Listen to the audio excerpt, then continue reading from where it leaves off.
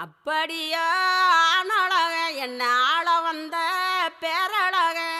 செப்புக்கல்லி சீரழக சின்ன சம்பவள வாயழக இப்படியா தேரழக இல்லை இன்னும் சொல்லும் ஊரழக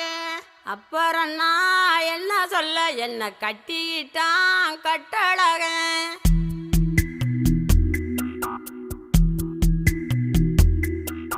சித்திரை